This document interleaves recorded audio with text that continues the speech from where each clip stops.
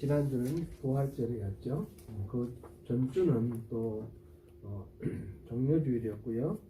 그래서 두 주 동안은 예수님의 순환과 부활에 관해서 우리가 말씀을 함께 나누었습니다. 오늘부터는 그 전에 계속 하던 대로 우리가 마태복음 강해를 계속 하려고 합니다. 세 주 전에 보았던 말씀은 바로 마태복음 8장 23절부터 27절까지 세 주 전에 보았는데, 예수님과 제자들이 갈릴리 바다를 건너다가 큰 풍랑을 만났을 때의 이유를 보았습니다. 예수님께서 너무 피곤하셔서 배에서 주무셨습니다. 그동안에 바람이 세차게 불고 물결이 크게 노을이라는 단어를 썼어요. 그죠? 노을이 몰아쳐서, 그래서 굉장히 위태한 그런 상황이 됐는데, 그래서 제자들이 두려워하면서 예수님을 깨웠습니다. 예수님께서 일어나셔서 그 바람과 바다를 꾸짖으신즉 그 바다 파도가 잔잔해지고 바람이 잔잔해졌다 하는 그 사건을 통해서 예수님은 바로 자연의 이 질서까지도 다스리시는 하나님이시다, 참된 메시아시다라는 것을 보았습니다.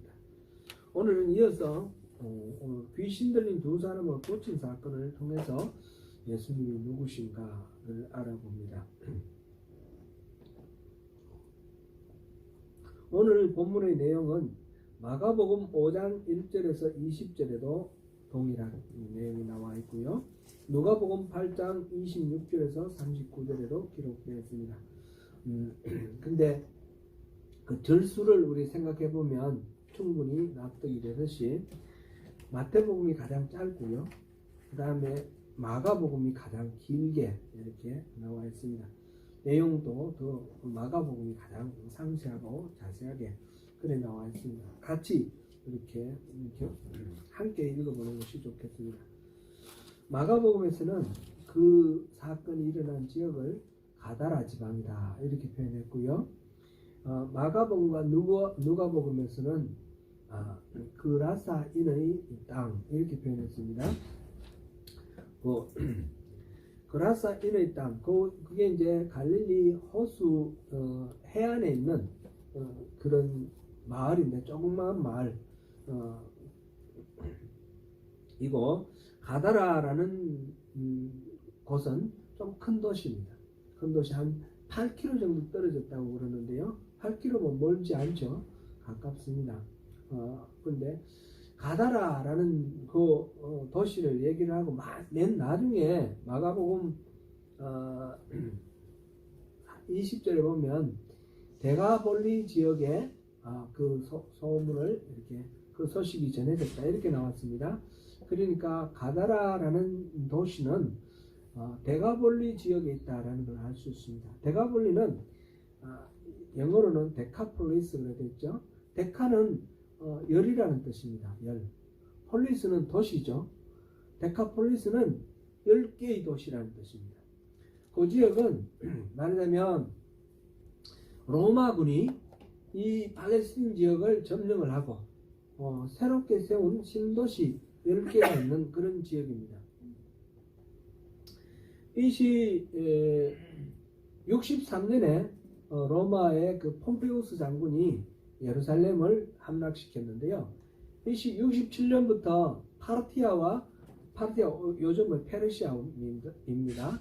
그거를 정복을 했습니다. 정복하고 그 다음에 남쪽으로 내려와서 예루살렘 정복하는 그 사이에, 그러니까 64년에는 갈릴리 지역을 점령을 하고 63년은 예루살렘 이 유다 지역을 점령하고, 이렇게 해서 그 전까지는 그 지역이 마카베오 혁명 이후에 하스몬 왕조라는 유대인 왕조가 있었죠. 유대인 왕조를 이제 멸망시킨 것입니다. 그리고 난 뒤에 이 로마가 직할령으로 다스리기도 하고, 또 헤롯 대왕 있죠. 헤롯 왕에게 본봉왕으로 세우고 그 나라를 위임 통치하고 이렇게 하는 그 과정이 있는데요. 바로 그 이후에 로마가 이것을 식민지로 하고 난 뒤에 10개의 도시, 신도시를 건축을 하고, 그리고 그 도시에 이방인들, 원래 이게 유대 지역입니다. 유대 사람들이 하스몬 왕조 때 유대 지역이 되었는데, 그것을 이방인들이 거주하는 도시로 이렇게 만들었습니다. 주로 그곳은 이 지중해에서 저 페르시아만 쪽 그리고 인도 쪽으로 이렇게 가는 그 무역로에 육상의 행로가 됩니다. 육상의 길이 되는데 그 중에 이렇게 비즈니스를 한다든지 또는 이렇게 상인들을 이렇게 무역하는 그런 사람들 중심으로 해서 이 도시를 이렇게 거주하게 만들었고, 그렇게 해서 데가볼리 지역이 형성되었는데 그 중에 중심 지역이 가장 큰 도시가 가다라 지방입니다. 근데 왜 그라사라고 했고 가다라라고 했느냐? 그거는 큰 도시 옆에 있는 작은 마을이니까 그렇게 붙인 겁니다. 저는 영천 사람입니다. 제가 태어난 곳은 영천인데요.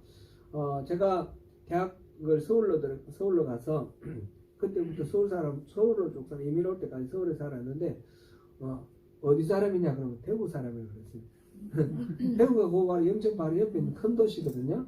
그러니까 영천이라 그러면 잘 모르지만 대구라 그러면 다 알거든요. 그라사라 그래서 잘 모르는데 가다라라 그러면 다 알아요. 그래서 여기 지금 가다라 지역이다 이렇게 이름을 붙였습니다. 그러니까 그게 가다라 근처에 있는 자그마한 갈릴리 호수 해안 그라사에서 있었던 일이다. 이렇게 우리가 이해를 하면 되겠습니다. 예수님이 이 데가볼리 지역으로 가기 위해서 가버나움에서 배를 타고 이 갈릴리 호수를 건너서 맞은편에 있는 그라사에 내렸습니다. 그리고 걸어가시는 중에 공동묘지를 지나갔는데, 공동묘지를 지나가다가 그곳에서 살고 있는 귀신 들린 사람 두 사람을 만났습니다. 지금 마태복음에서는 두 사람이라고 나오고 마가복음과 누가복음에서는 한 사람으로 나옵니다. 두 사람이든 한 사람이든 뭐 큰 차이는 없습니다. 뭐 두 사람이었는데 그 중에 한 사람이 더 이렇게 예수님하고 직접적인 관계를 맺었기 때문에 한 사람이라 이렇게 말했을 수도 있고요. 큰 의미는 없습니다. 마태복음에서는 그들이 몹시 사나워 아무도 그 길로 지나갈 수 없을 지경이더라. 이 두 사람이 너무너무 난폭하고 사나워서 지나가는 사람들을 해코지했는 거예요. 귀신이 들려가지고 그랬던 것입니다.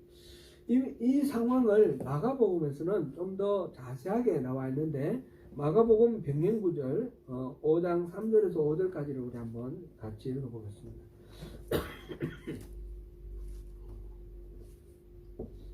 시작. 그 사람은 무덤 사이에 거주하였는데 이제는 아무도 그를 쇠사슬로도 맬 수 없게 되었으니, 이는 여러 번 고랑과 쇠사슬에 매었어도 쇠사슬을 끊고 고랑을 깨뜨렸습니다. 그래야 아무도 그를 제어할 힘이 없는지라. 밤낮 무덤 사이에서나 산에서나 늘 소리 지르며 돌로 자기 몸을 해치고 있었더라. 아마 전에는 쇠사슬로 이렇게 묶여 있었던 것 같아요. 근데 점점 힘이 쉬어지면서 더 이상 이 쇠사슬로 묶어놔도 묶여 있지 않는 거예요. 쇠사슬을 끊어버리고 고랑 이렇게 수갑 같은 거 이런 거를 다 부숴뜨려 버리고 그렇게 묶여 있지 않고 나가서 뛰어다니는 겁니다. 누가복음에서 보니 그는 오랫동안 옷을 입지 않았다. 그리고 집에 거하지도 아니하고 무덤 사이에서 산다. 이렇게 되어 있습니다. 뭐 처음에는 옷을 입었겠지만 이거 오랫동안 세월이 지나가면서 이게 누더기가 되고 거의 벗은 상태로 이렇게 마치 짐승처럼 살아가고 있는 그런 상황입니다. 예수님께서 이제 이 사람이 예수님을 만나러 왔어요. 만나러 왔는데 그 이야기는 또 나중에 나오고요. 왔어 이렇게 맞닥뜨렸을 때 예수님께서 이름을 물어봤습니다. 너 이름이 뭐냐? 그랬더니 레기온이다 이렇게 말을 했습니다. 레기온이라는 말은 이게 로마 군대에서 말하자면 군단이 레기온입니다. 군단인데 한 6천 명에서 한 10,000명 정도 단위를 주로 레기온이라고 합니다. 제가 이제 한국에서 군대 갔다 왔으니까 우리 생각해 보면 군대에서는 분대가 있어요. 분대는 보통 한 9명 이렇게. 분대 위에 소대가 있어요. 4개 분대가 하나의 소대가 돼요. 소대 위에 중대가 있고, 중대 위에 대대가 있고, 대대 위에 연대가 있고, 연대 위에 사단이 있고. 그런데 이 레기온은 사단 위에 있는 군단 위에 있는 단위예요. 아주 높은 단위예요. 높은 단위. 그러니까 6,000명, 10,000명 이 정도 되는. 그러니까 우리 로마 시대에 다루는 어떤 영화를 보든지 소설을 보든지 다른 문서를 볼 때 보면 몇 개 군단이 어디 출동하고 이런 이야기들이 나오는데, 아마 이 팔레스틴 지역 그리고 동쪽의 파르티아까지 여기를 이렇게 정복해 왔던 폼페이우스의 이후에 군대가 주둔하고 있었던 곳이 바로 가다라 지방이 아니겠는가, 그렇게 추측이 돼요. 정확하게 이거는 역사적인 문헌이 남아있는 것은 아닌데 분명히 어디에는 있었을 거예요. 그죠? 어디에는 있었는데, 예루살렘에도 일부 주둔하고 갈릴리 지역에도 주둔하는데, 이 그다라 지역이 바로 그 군대가 주둔하던 그런 지역이 아니겠는가, 그렇게 추정을 합니다, 신학자들이. 그런데 그 군대는 굉장히 많은 그런 숫자죠. 지금 귀신의 이름이 군대예요. 이 레기온이에요. 그러니까 귀신이 두 가지로 해석할 수 있어요. 하나는 이 귀신이 숫자가 무진장 많다는 거예요. 그래서 귀신 자체가 한 레기온 정도, 군단 정도 되는 그런 귀신의 숫자가 많다, 이렇게 해석할 수도 있고, 또 하나는 군대 주둔으로 인해서 빚은 여러 가지 문제들, 고통들 속에서 이 귀신이 들려서 있는 고통이다, 이렇게 볼 수도 있습니다. 근데 가만히 이래 보면 둘 다인 것 같아요. 나중에 이 귀신들이 돼지떼에게도 들어갔는데 2,000마리에게로 들어갔어요. 2,000마리. 한 사람 아니면 두 사람에게 들어있던 이 귀신이 나와가지고 돼지떼에 들어갔는데 2,000마리에는 들어갔으니까 최소 2,000마리의 귀신이 되는 거예요. 그죠? 돼지 한 마리 하나만 들어갔다 하더라도 2,000마리가 되는 거고, 두셋이 들어갈 수도 있는 것이고, 그런 어마어마한 숫자의 귀신이다, 이렇게 볼 수도 있고요. 그리고 이 귀신 들린 사람의 행태를 보면 그냥 단순하게 이렇게 정신착란 이런 정도의 문제가 아니고, 군대가 주둔하는 데서 빚어지는 여러 가지 고통이 이렇게 함축되어 있는 그런 상황을 볼 수 있습니다. 요즘 이제 우크라이나 전쟁 뉴스를 이렇게 보면 전쟁의 참사를 이렇게 보는데 아주 참 참혹한 일들이 많아요. 지금 마리우폴 거기는 몇천 명이 죽었는데 몇천 명이 지금 갇혀 있고 이런 얘기가, 몇만 명이 갇혀 있다 이런 얘기가 나오고 있고요. 요즘은 인터넷이 발달돼 가지고 뉴스들이 막 이렇게 인스타그램이라든지 페이스북이나 이런 걸 통해서 바로 생중계가 되는 거예요. 보면 어떤 러시아 병사가 이제 가서 말하자면 전쟁 지역에 제일 피해 많이 당하는 사람들이 여자들이에요.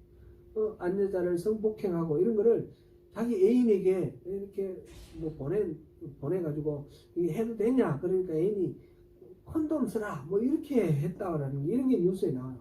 너무 이게 참혹한 얘기예요. 그죠? 1살짜리 애기를 성폭행 한 거, 이게 자랑 거를 이렇게 올려가지고 참 말이 안 나올 정도로 그렇습니다. 과거에 우리나라 군인이 참전했던 베트남 전쟁에서 한국군이 용맹하게 잘 싸우는 것으로 유명하지만, 또 민간인들에 대해서 너무 많이 이렇게 폭력을 가했는 것이 문제가 많이 됩니다. 지금 우리나라는 언젠가는 그거를 풀고 넘어가야 됩니다. 베트남하고 우리하고의 관계에서 반드시 그거는 사과를 하고 풀고 넘어가야 되는 그런 문제가 있습니다. 6.25 때는 어땠습니까? 6.25는 남북한 인정 대립을 하는 바람에 우리 군인들끼리 서로 총을 쏴서 전장에서 죽은 사람보다도 후방에서 죽은 사람이 훨씬 많습니다. 100만 이상이 죽었습니다. 그런 참혹한 그 당시에는 단순히 죽는 것만 문제가 아니었죠. 뭐 누구든지 뭐 예를 들어서 남쪽에서 이 사람 빨갱이다 그러면 죽여도 되는 거예요. 북쪽에서는 마찬가지로 반동군자라면 죽여도 되는 거예요. 여기는 이치 따질 것도 없고 그냥 너무 비인간적으로 이렇게 되는 것이 전쟁입니다. 2차 세계대전 때도 마찬가지죠. 문명이 발달돼 가지고 이 교회에서도 이제 19세기 되면 인간의 이성이 아주 발달되어 있어서 사람이 원죄를 이길 수 있다. 이 교육과 신앙의 훈련으로 원죄를 다스릴 수 있다. 이 정도로까지 착각을 했어요. 그런데 1차 대전, 2차 대전을 거치면서 인간이 얼마나 비열하고 얼마나 못됐는 것인지 알게 됐어요. 히틀러가 이 600만의 그 유대인을 학살할 때에 독일 교회는 그 히틀러에 대해서 반대를 한 사람들이요 거의 없어요. 보네퍼를 비롯해서 몇 사람들이 있는 거죠. 대부분은 교회가 그 히틀러를 위해서 기도해 줬어요. 그러니까 이 교회의 믿음이라는 거, 우리 신앙이라는 게 무슨 의미가 있고 무슨 가치가 있는가, 이런 심각한 회의에 빠져들면서 이 신학적으로도 근본적으로 바뀌는 거죠. 인간의 이성과 인간의 논리에 대한 신뢰를 완전히 접어버리고 인간은 철저한 죄인으로 다시 돌아가자 하는 것이 이 1차, 2차 세계대전을 지나면서 신학의 흐름입니다. 그 이전에는 자유주의라고 그랬고 그 이후에 이제 신정통주의는 인간의 어떤 선함은 전혀 신뢰하지 않는 철저한 자기 반성 속에 돌아가는 것입니다. 전쟁은 그렇습니다. 전쟁은 그렇게 참혹하고 인간성의 바닥이 완전히 드러나는 것이 바로 전쟁입니다. 그런 군인이 주둔해 있으면 식민지 이 팔레스틴 지역에 주둔군 로마군이 있으면 그 주변에 있는 사람들은 그 피해를 당하게 되어 있습니다. 같은 민족, 같은 우리 자식들이 문제가 있어도 그 군인과 민간인 사이에 그런 일들이 일어나기도 하지 않습니까? 경우에 따라서 뭐 광주 사태 같은 경우를 한번 보십시오. 그런 일이 일어난단 말이죠. 군인과 민간인. 지금 우리는 우크라이나를 위해서는 많이 기도하지만 미얀마를 위해서는 별로 기도를 안 하는데, 미얀마가 그 쿠데타가 일어나가지고 그 쿠데타에 대해서 반대하는 사람들과 지금 아직도 1년 반 지났는데 아직도 전쟁을 하고 있습니다. 그 과정 속에서 이 민간인들은 얼마나 참 파리 목숨처럼 그렇게 취급당하고 부당하게 착취당하는지 우리가 뉴스를 통해서 얼마든지 볼 수 있습니다. 지금 바로 이 가나라 지방에 이 로마군이 주둔하고 있고 그 주변에 살고 있는 사람들이 겪는 그 고통이라는 것은 우리가 상상할 수 없을 정도로 크다라는 겁니다. 그런 가운데 이게 귀신이 들렸습니다. 폼베이우스는 이스라엘의 그 예루살렘의 성전에 말을 타고 들어간 이방 군대가 두 번 있었습니다. 하나는 제가 여러 번 소개를 해드렸는데 안티오쿠스 4세인데 이 시리아 셀루쿠스 왕조, 헬라의 셀루쿠스 왕조, 말하자면 시리아입니다. 지금의 시리아의 그 안티오쿠스 4세, 이거는 안티오쿠스 에피파네스라고 자기 스스로 나는 하나님의 현존이다. 그래가지고 에피파네스라는 말은 하나님이 나타났다 이 말이거든요. 그렇게 말한 그 사람이 말을 타고 예루살렘 성전에 들어갔어요. 그리고 두 번째로 들어간 게 본베우스입니다. 본베우스가 예루살렘을 점령하고 그 성전에 말을 타고 들어갔어요. 물론 이제 두 번 그 이후에 그 이전에도 한번 그 이후에도 한번 완전히 멸망당한 적이 있죠. 멸망당한 거 그 갑자기 생각이 안 납니다. 저기 유다가 멸망하고 587년에 멸망할 때 그때 이 성전이 완전히 파괴가 됐었죠. 완전히 파괴됐고 AD 70년에 또 완전히 파괴가 됐어요. 두 번 이렇게 완전히 파괴될 때는 완전히 흔적도 없이 파괴된 경우이고, 방금 두 번 말씀드린 거는 성전은 그대로 놔두고 그 성전에 말을 타고 들어갔다는 거예요.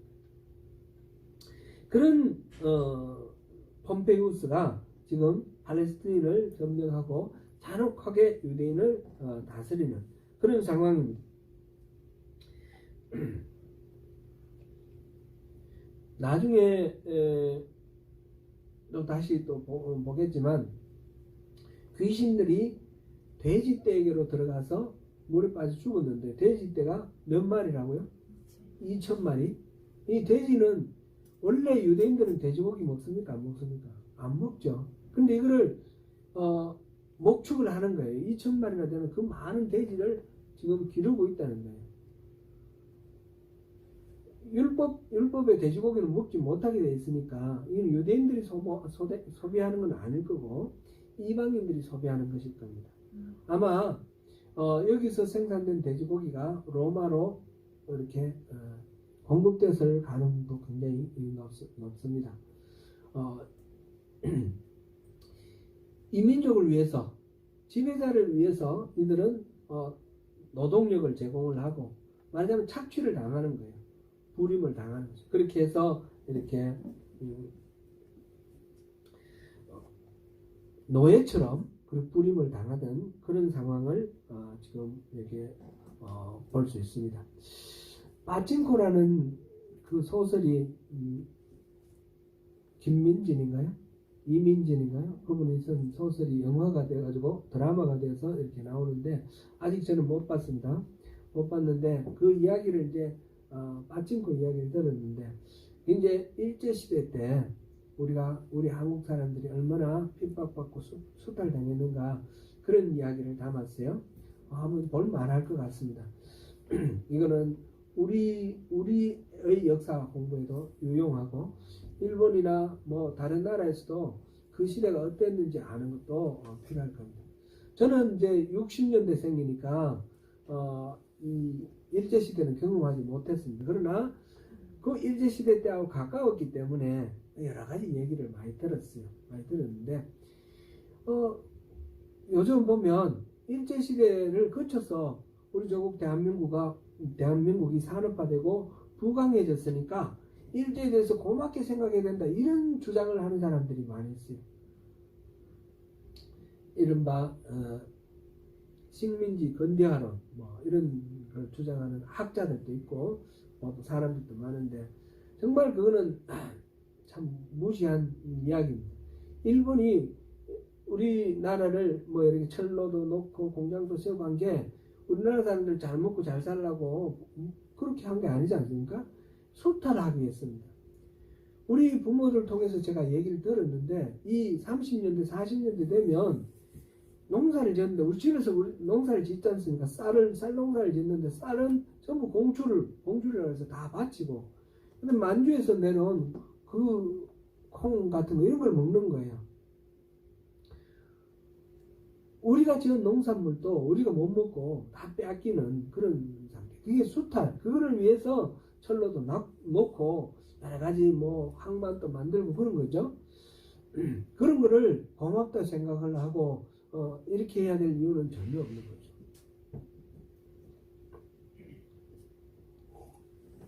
식민지 지배의 그 모순이 가장 지금 첨예하게 드러나 있는 것이 이게 귀신 들린 이 사람의 이 현재입니다. 이 지금 군대 귀신, 수많은 귀신들이 들어있고 또 군대가 주둔함으로 인해서 빚어지는 여러 가지 고통스러운 이것들이 군대 귀신이 들어와서 지금 경험하고 있는 그런 상황입니다. 여기서 이 귀신 들린 사람의 모습에서 우리가 인간의 파탄된 그런 실존의 모습을 볼 수가 있는데,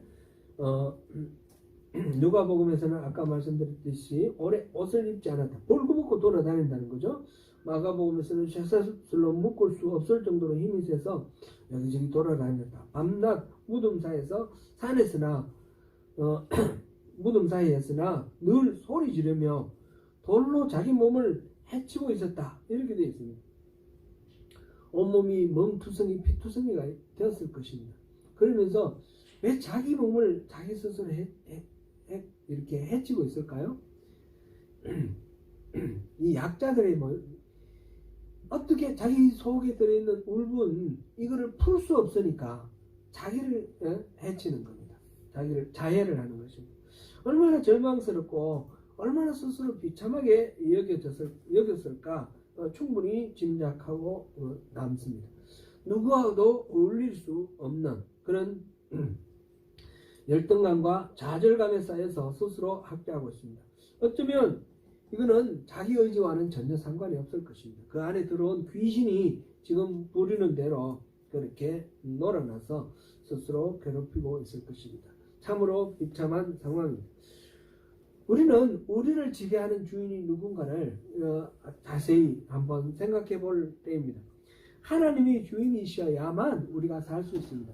하나님 주인이 아니시면, 내가 주인이면 내가 내 만족을 위해서 가장 잘 살 것 같지만 그 나라는 것이 결국은 사단의 거짓에 놀아나는 그런 이 다른 어떤 절대적인 기준을 생각하지 않고 자기 내키는 대로 살아가는 삶의 그 모습들은 우리가 얼마든지 우리 지금 주변에서도 볼 수도 있고 내 스스로에게도 시시각각 그런 것들을 볼 수 있습니다.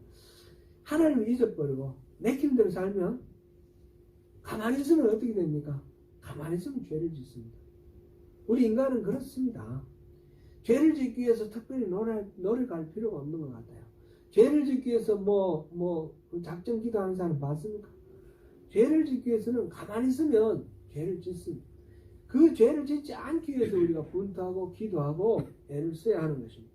우리 주인이 내 스스로가 주인이 됐을 때도 사실은 내가 주인이 아니라 나를 다스리는 그 악한 영이 내 주인으로 있기 때문에 그렇습니다.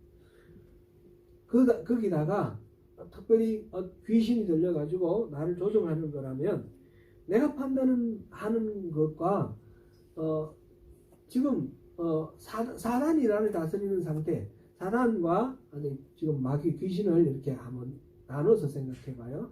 사단은 전체적인 악 전체를 다스리는 이 마귀들의 우두머리를 생각하고, 그랬을 때는 사단은 내 의식을 지배하는 겁니다. 그래서 내가 옳다고 생각하는 게 알고 보니까 사단이 나를 조종하는 거예요. 근데 이 귀신은 내가 생각하는 거하고 여기 들어와 있는 이 귀신이 생각하는 것이 헷갈리는 겁니다. 이게 이제 정신분열증으로 들어가는 거죠. 그래서 내 생각하고 이 생각이 왔다 갔다 해서 내가 금방 말하고도 무슨 말 했는지 모르고 이런 식으로 이렇게 되는 정신분열 상태, 이렇게 우리가 결국은 같은 겁니다.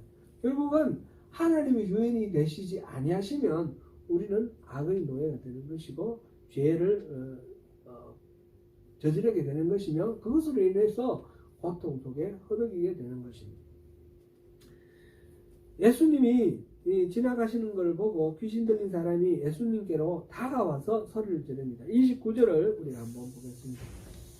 이에 그들이 소리질러 이르되 하나님의 아들이여 우리가 당신과 무슨 상관이 있나이까? 때가 이르기 전에 우리를 괴롭게 하려고 여기 오셨나이까? 귀신들은 예수님이 누구신지를 알았어요. 제자들은 어땠습니까? 예수님이 누구신지 몰랐습니다. 바로 앞에 우리가 27절 그 바다를 잠잠케 하고 난 후에 제자들이 예수님을 경탄하면서 한 말이 이가 어떠한 사람이기에 바람과 바다도 순종하는가 하더라. 아니 제자들 그런 상황을 겪으면서도 이분이 누구신지 잘 모르는 거예요. 그런데 귀신들은 귀신같이 알죠. 하나님의 아들이다 이렇게 딱 부르는 거예요. 마가복음과 누가복음에서는 이렇게 말했어요. 지극히 높으신 하나님의 아들 예수여 이렇게 불렀습니다. 지금 이 귀신 들린 자들은 예수님을 만났을 때 예수님이 바로 하나님의 아들이다 라는 것을 알고 있다는 것입니다. 지금 마태복음에는 안 나오는데 마가복음과 누가복음에서는 여기 귀신을 쫓아내는 사건 중에 중요한 사건 하나가 또 더 소개되어 있어요. 그거는 가버나움에서 안식일 날 회당에 들어가 있을 때 그때 귀신 들린 사람을 예수님이 만나셨습니다. 그래서 그 귀신에게 나가라 라고 예수님께서 말씀을 하셨더니 그 귀신은 금방 떠나고 그 귀신 들렸던 사람들은 이렇게 쓰러졌다 이런 장면이 나옵니다. 그때 그 귀신이 또한 예수님을 보고 말을 합니다. 하나님의 거룩한 자여, 당신이 나와 무슨 상관이 있어서 나를 멸망시키러 왔습니까? 이렇게 예수님께 이렇게 다가와서 말합니다. 그때는 하나님의 거룩한 자, 지금 회당에서 유대인들의 회당에서는 거룩한 자, 하나님의 거룩한 자라는 표현으로 하나님의 아들이라는 것을 직접적으로 표현하지 않고 그렇게 표현을 했는데 이 두 번째 이 사건에서는 바로 하나님의 아들이다 이렇게 귀신이 직접 이렇게 말하는 것을 봅니다. 말하자면 지금 마태복음에서 지금 여기서 말하는 이 내용은 앞에서 제자들이 이가 도대체 누구시기에 바다와 바람이 순종하는고 이렇게 질문했던 그 제자들의 질문에 말하자면 귀신이 대답하는 거나 마찬가지입니다. 마태복음은 마가복음이나 누가복음보다 훨씬 간략하게 지금 기록하고 있다 말씀드렸어요. 간략하게 기록하고 있는데 다른 내용들은 이렇게 생략도 하고 단축도 했는데 이것은 뚜렷하게 부각을 하고 있는 것입니다. 지금 9장, 8장, 9장에서 10가지 기적이 나온다고 그랬지 않습니까? 10가지 기적은 무엇을 위한 10가지 기적인가? 예수님이 누구신가를 밝히기 위한 그런 기적입니다. 지금 이 가다라 지방에서 귀신 만난 이 사건도 귀신을 쫓아냈다라는 것이 중요한 것이 아니라 예수님은 바로 귀신을 쫓아낼 수 있는 하나님의 아들이시다. 이게 중요한 포인트인 것입니다. 마태에 있어서는. 마가나 누가는 다른 관점에서 그것을 기록을 했고 마태에서는 이거를 가장 중요한 그런 포인트로 기록하고 있다라는 것을 볼 수 있습니다. 그렇습니다. 과연 이 예수님은 바로 바람과 바다도 명령하여서 순종하게 만드시는 그런 신적 권위를 가지신 분이시고 귀신도 뭐 한두 마리가 아니라 2천, 6천만 정도 되는 어마어마한 숫자의 귀신에게도 예수님께서 나가라 말씀하시니까 나가는 그런 권위를 가지신 그런 분이 바로 우리 예수님이시고 귀신들도 알듯이 예수님은 하나님의 아들이시다라는 것을 우리가 여기서 볼 수 있습니다. 하나님이 일하시니까 귀신들도 어쩔 수가 없었죠. 귀신들은 예수님 앞에 나와서 아우성을 칩니다. 하나님의 아들이여, 우리가 당신과 무슨 상관이 있습니까? 때가 이르기 전에 우리를 괴롭게 하려고 여기 오셨나이까? 때가 이르기 전에, 때가 이른다는 그 때는 마지막 때입니다. 종말 때 예수님이 다시 재림하셔서 심판하실 때. 근데 그 이전에 지금 와서 우리를 괴롭게 할 것입니까? 토큐를 영어로 그렇게 번역을 했는데 우리를 고문하시려고 하십니까? 왜 이렇게 하십니까? 이렇게 지금 예수님께 얘기를 합니다. 그러면서 마가복음에서는 무주갱이라는 단어, 무주갱이에 넣지 마십시오 이렇게 말을 하는데 이 무저갱이라는 말은 바닥이 없다라는 뜻이에요. 바닥이 없는, 갱은 이 터널 아닙니까? 터널. 석탄을 캐는 거를 석탄, 갱도 뭐 이렇게 하는 이야기, 갱이라는 말을 들어보셨죠? 무저갱은 바닥이 없는 이 구덩이에요. 바닥이 없는 터널. 그러니까 한없이 빠져들어가는 그런 터널. 말하면 지옥이에요, 지옥. 이 귀신들은 마지막 하나님이 이 심판을 하실 때에 그때는 존재 자체가 진멸될 것입니다. 그런데 그 이전에 어떤 강력한 힘에 의해서 무저갱에 갇힐 수도 있어요. 예수님이 나타나니까 우리를 무저갱에 가두려고 하십니까? 제발 그러지 마세요. 이렇게 부탁하는 거죠. 가버나움에서 귀신이 왔을 때는 예수님께서 나가라 그러니까 그냥 찍소리도 못하고 그냥 나갔는데, 여기에는 귀신이 좀 세력이 강하니까 예수님께 요구를 해요. 이거 요구를 하는데 세 번에 걸쳐서 요구를 하는데, 첫 번째는 우리를 괴롭게 하지 마옵소서. 이거는 이제 마가복음에 나옵니다. 마가복음에 나오는 얘기입니다. 우리를 괴롭게 하지 마십시오. 그 다음에 두 번째로는 이 지방에서 내보내지 마십시오. 이 지방, 말하자면 그 군대가 주둔하여서 그 지방을 다스리지 않습니까? 지금 군대 귀신이 그 지방을 말하자면 다스리는 이 지방은 내 땅이야. 일본말로 나와바리라는 말 있잖아요. 이건 내 나와바리니까 날 쫓아내지 마세요. 이렇게 말하는 거예요, 예수님께. 그리고 세 번째로는 돼지에게로 들어가게 해주세요. 예수님께 날 괴롭게 하지 마십시오. 그랬는데 예수님이 대답을 안 하시는 거예요. 대답을 안 하시는 거는 그걸 받아들이지 않는 거죠. 그러니까 이 지방에서 쫓아내지 마세요. 그러는데 그것도 예수님이 오케이를 안 하셔요. 그러니까 자꾸 물러가서는 거죠, 이 귀신이. 그럼 저 돼지에게로 들어갈 수 있도록 허락해 주세요. 그래 좋아, 들어가. 그랬더니 그게 쑥 들어갔습니다. 이제 살았다 했겠죠? 살았다 했는데 어떻게 됐어요?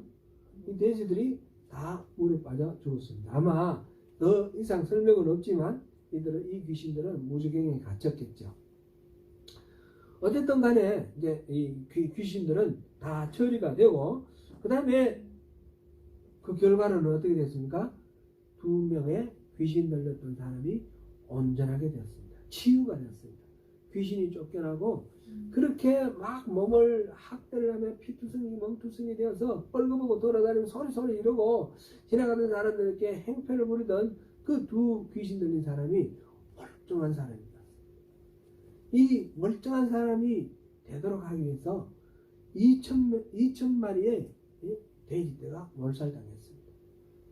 돈으로 따지면 2,000마리 돼지떼도 제법 큰 돈이겠죠? 나중에 그 이야기를 들은 가다라 지방 사람들이 와서 예수님을 떠나달라고 말합니다. 왜 떠나달라고 말합니까? 자기들이 이 돼지떼가 죽은 걸 보니까 어마어마한 재산상 손실을 입었는데, 또 무슨 이 예수님이 이 어마어마한 힘을 가지신 분이 무슨 일을 어떻게 할지 모르니까 겁이 나서 떠나달라고 그런 겁니다. 하나님, 지금 바다를 단단케 하고 파도를 단단케 하신 분, 이 군단이 되는 레기온, 군단이 되는 귀신을 쫓아내신 이 위대한 하나님의 아들이 오셨는데 모두들 기뻐하고 환영하고 기쁨으로 맞이해야 되지 않겠습니까? 근데 이들은 그 하나님과 함께하는 것이 두려운 거예요.